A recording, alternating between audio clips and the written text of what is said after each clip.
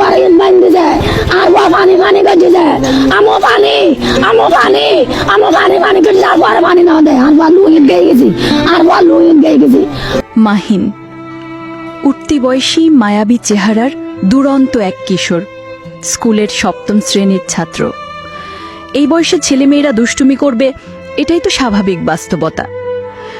কিন্তু সামান্য এক চুরির অপবাদে নির্মমতার বলি হল সেই মাহিন। সমাজের মানুষগুলো এতটা নির্মম ও নিষ্ঠুর কিভাবে হলো?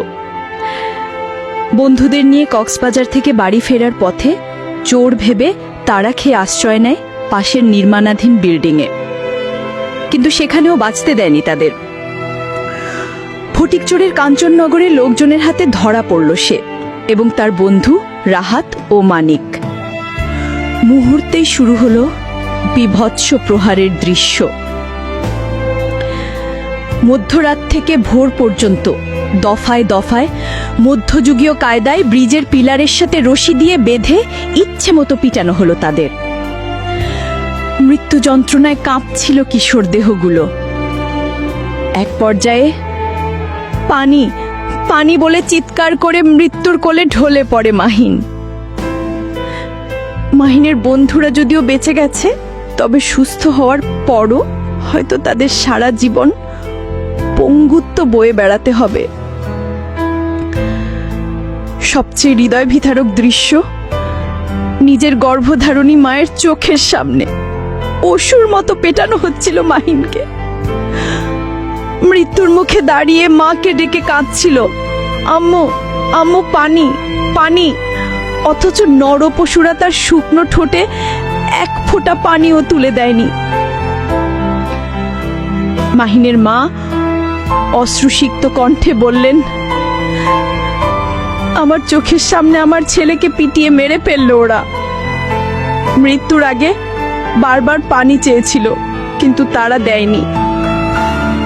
আর নির্বাক তার বাবা মুদি দোকানি নুরুল আলম একমাত্র সন্তানকে হারিয়ে স্তব্ধ হয়ে পাগলের মতো বিলাপ করছে।